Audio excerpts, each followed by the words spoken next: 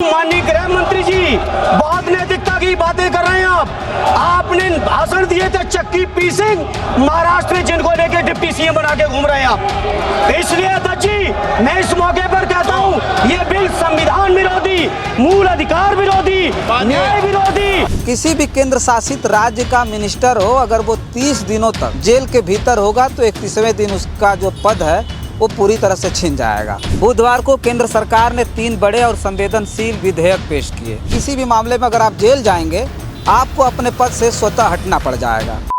साथियों नमस्कार, मैं हूं रजनीश और आप जन आदर्श भारत देख रहे हैं। इस वक्त लोकसभा के सदन की जो कार्रवाई है वो लगातार जारी है और इस बार भी लोकसभा का जो सत्र रहा वो बिल्कुल हंगामेदार रहा। बुधवार को केंद्र सरकार ने 3 बड़े और संवेदनशील विधेयक पेश किए और जो है उन विधेयकों का मकसद साफ था कि यदि प्रधानमंत्री, केंद्रीय मंत्री, किसी राज्य के मुख्यमंत्री या केंद्र शासित प्रदेश के मंत्री गंभीर आपराधिक मामले में गिरफ्तार होकर 30 दिन तक जेल में रहते हैं तो उन्हें स्वतः अपने पद से हटाया जा सकता है।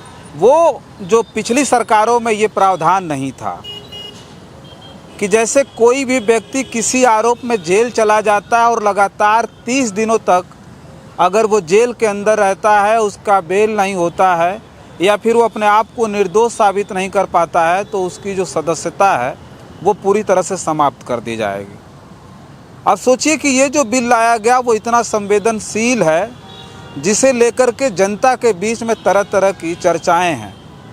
जनता को ये लग रहा है कि ये तो बहुत अच्छा बिल है जिसकी वजह से जो करप्ट लोग होंगे, जिनके ऊपर भ्रष्टाचार का आरोप होगा, जिनके ऊपर संगीन आरोप होंगे, वो जब जेल चले जाएंगे तो वो अपने आप ही पदमुक्त हो जाएंगे। यानी 30 दिन तक अगर वो जेल में रहे, जैसे 31वां दिन हुआ तो वो स्वतः अपने पद से हट जाएंगे, यानी उनकी सदस्यता ख़त्म हो जाएगी। पहले ये नहीं था। पहले ये था कि 2 साल से ज़्यादा की जिसको सज़ा होगी वो पदमुक्त हो जाएगा, उसको उसके पद से हटा दिया जाएगा। लेकिन अब जो है वो चीज़ें नहीं रह गई। तो ये जो बिल आया है उसको लेकर के जनता के अंदर बहुत खुशी है, लेकिन बहुत सारी चीज़ें हैं जिसे अब समझने की ज़रूरत है। जो स्ट्रीम मीडिया है, जो मीडिया वो ये नहीं दिखा रहा है कि आखिर इस विधेयक के पीछे क्या क्या होने जा रहा है। ये मैं नहीं कह रहा हूँ, जो प्रबुद्ध लोग हैं, जो राजनीतिक विश्लेषक हैं, जो है बौद्धिक विचारधारा रखने वाले लोग हैं, वो अब इस बात को समझने लगे हैं कि आखिर सरकार की मंशा क्या है। अब जो राजनीतिक दल है वो सरकार बनाने के लिए किस किस तरह के हथकंडे अपना रहे हैं। अगर हम भारतीय जनता पार्टी को देखें तो इस वक्त आपको याद होगा कि कई राज्यों में जो सरकारें थी, मजबूत सरकारें थी, उसे तोड़ करके भारतीय जनता पार्टी वहाँ खुद सरकार में आई, उसने सरकार बना लिया। उनके विधायकों को तोड़ा, उनके बड़े नेताओं को तोड़ा, पैसे से खरीदा गया लोग कहते हैं। उसके बाद वो सारे लोगों को अपने में समाहित करके वहाँ भारतीय जनता पार्टी ने सरकार बनाई। तो ये कई राज्यों में हुआ जिस पर जो है आपको बताने की ज़रूरत नहीं है। आप चाहे वो मध्य प्रदेश में देख सकते हैं, आप वही चीज़ अगर आप देखना चाहें तो आप जो है वहाँ महाराष्ट्र में देख सकते हैं, वही होता है।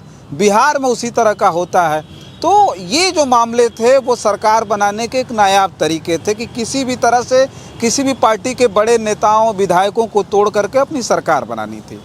अब ये एक मामला रहा। दूसरा जो मामला था वो जो सबसे ज़रूरी है ये बात जानना आपको कि अभी उपराष्ट्रपति का चुनाव होना है और उपराष्ट्रपति के चुनाव में आप इस बात को समझिए कि जो आज की सरकार है केंद्र में वो बैसाखी पर टिकी हुई है। उसके कई मामले उसी के जो घटक दल हैं जिनके सहयोग से इस देश में सरकार बनी है, वो कई मामले पर वो सरकार के खिलाफ चले गए और सरकार अपने मंसूबे में कामयाब नहीं हो पाई। ठीक उसी तरह से उपराष्ट्रपति का चुनाव है और उस उपराष्ट्रपति के चुनाव में वोटिंग होनी है। और एक बात आप जानिए कि उपराष्ट्रपति के चुनाव में व्हीप जारी नहीं किया जा सकता कि सारे लोग अपने कैंडिडेट को मतदान करेंगे। ऐसे में जो राजनीतिक दल, जो भारतीय जनता पार्टी के घटक दल हैं, वो पूरी तरह से स्वतंत्र हैं, किसी को भी वो वोटिंग कर सकते हैं। उसके लिए कोई व्हीप जारी नहीं किया जा सकता, उसके लिए कोई बंधन नहीं है। तो ये जो बिल है, अगर ये बिल पास हो जाता है कि भाई अगर 30 दिनों तक अगर आप जेल में रहते हैं किसी भी आरोप में, तो स्वतः आपको अपने पद से इस्तीफा देने की ज़रूरत नहीं है, स्वतः आपके पद से हटाया जा सकता है, आप हट जाएंगे। ठीक उसी तरह से जैसे 2 साल की सज़ा होती थी तो आपका पद चला जाता था। तो अब उसी तरह से उपराष्ट्रपति के चुनाव में भी ठीक वही चीज़ लागू होना है। आप इस बात को समझ रहे होंगे कि बहुत सारे ऐसे नेता हैं, मंत्री हैं, पार्टियों के प्रमुख हैं, पार्टियों के बड़े लोग हैं जिनके जो है वर्चस्व हैं पार्टियों में, दलों में, विधायकों और सांसदों में, उनको इस माध्यम से टारगेट किया जा सकता है। ये मैं नहीं कह रहा हूँ, वो तमाम बुद्धिजीवी लोग कह रहे हैं जो इस बात को समझते हैं कि अब राजनीति का जो मायना है वो कैसे बदलता जा रहा है। तो समझिए कि अब जो है उपराष्ट्रपति के चुनाव में वो इस्तेमाल करने का एक बहुत बड़ा हथियार हो गया कि भाई आप हमारे समर्थन में नहीं आते हैं तो आप पर वो कानून लागू होगा। किसी भी मामले में अगर आप जेल जाएंगे आपको अपने पद से स्वतः हटना पड़ जाएगा। मतलब आप इस्तीफ़ा नहीं देंगे, आप जो आपसे इस्तीफ़ा मांगने की आवश्यकता नहीं है, आप स्वयं पद मुक्त हो जाएंगे। तो एक मामला हो गया। अब आइए तीसरे मामले पर चर्चा करते हैं कि जो केंद्र की सरकार है, ये बात आपको पता होगा कि वो बैसाखी पर टिकी हुई है। उसमें जो सबसे कमज़ोर कड़ी हैं वो चंद्रबाबू नायडू हैं। चंद्रबाबू नायडू कई मामले पर सरकार के खिलाफ जाकर के उन्होंने बयानबाजी भी की है और मुस्तैदी से खिलाफ जाकर खड़े भी हुए हैं। चंद्रबाबू नायडू अगर आज चाहें तो केंद्र की सरकार गिर सकती है, ये हाल है। चंद्रबाबू नायडू अगर ना हो तो केंद्र की सरकार गिर जाएगी। और इस बात को भी आप जानते होंगे कि चंद्रबाबू नायडू पर कितने संगीन आरोप लगे थे पिछले दिनों। आज जो भारतीय जनता पार्टी के साथ हैं, केंद्र की सरकार उन्होंने बचाई है, तो साफ तौर पर इस बात को आप समझ सकते हैं कि वो केवल उसी लिए कि उनके ऊपर जो संगीन आरोप हैं उसके लिए उन्हें किसी भी तरह का खामियाजा ना भुगतना पड़े। लेकिन उनको पूरी तरह से प्रेशर में लेने के लिए ये जो विधेयक है वो बड़ा कारगर होने जा रहा है।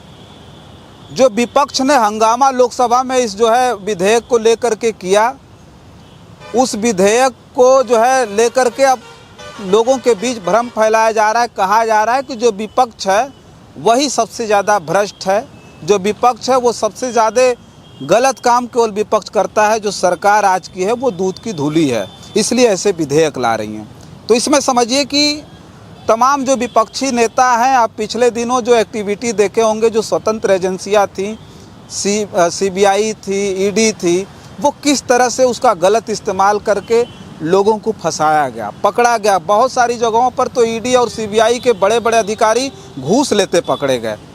तो अब जो है वो जो सारी चीज़ें हैं, अगर ये विधेयक आने के बाद लागू होगा तो सोचिए क्या होगा। जो प्रदेशों में मुख्यमंत्री हैं जो बिल्कुल चट्टान की तरह खड़े हैं आज की सरकार के खिलाफ, उसे किस तरह से तोड़ा जा सकता है।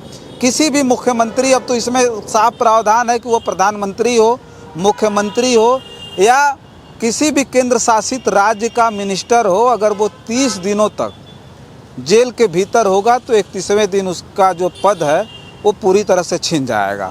तो अब जो अन्य राज्यों में जो अदर भारतीय जनता पार्टी के अलावा जो पार्टियों के मुख्यमंत्री हैं, जिनकी सरकार है, उनको अब पूरी तरह से अपने कब्जे में लेने के लिए, चंगुल में लेने के लिए विधेयक लाया जा रहा है। तो इस बात को आप समझिए कि जो जनता सोच रही है, जो आज की सरकार सोच रही है, और सारे राजनीतिक परिदृश्य को देखने के बाद जो बातें समझ में आती है, तो इससे ये साफ जाहिर होता है कि जो आज की सरकार है वो किसी भी तरह से सत्ता में रहने के लिए ये कुछ भी किसी भी हद तक जाने के लिए तैयार है। ये मैं नहीं कह रहा हूँ, उन तमाम बुद्धिजीवी लोग कह रहे हैं, तमाम राजनीतिक विश्लेषक कह रहे हैं, जिनको इस बात का अंदाज़ा है कि आने वाले वक्त में इस देश की राजनीति किस ओर जाएगी। तो इस पर हमारा जो मकसद था ये बताना कि जनता के बीच जो कुछ है, तो जनता उस दूसरे पहलू को भी समझे और जाने कि क्या विपक्ष जो कर रहा है वो गलत है, जो विपक्ष कर रहा है वो सही है, सरकार जो कर रही है वो सही है, या सरकार के खिलाफ जो हो रहा है वो गलत है। तो ये सब सारी चीज़ें जानने के लिए, सारे पहलुओं को जानना भी ज़रूरी है। इसे दिखाने के लिए हम ये वीडियो कर रहे हैं, ये खबर कर रहे हैं। इस खबर पर आपकी क्या प्रतिक्रिया कमेंट बॉक्स में ज़रूर लिख करके बताइएगा। बहुत सारी खबरों के लिए बने रहें जन आदर्श भारत के साथ और हमें दे इजाज़त। नमस्कार।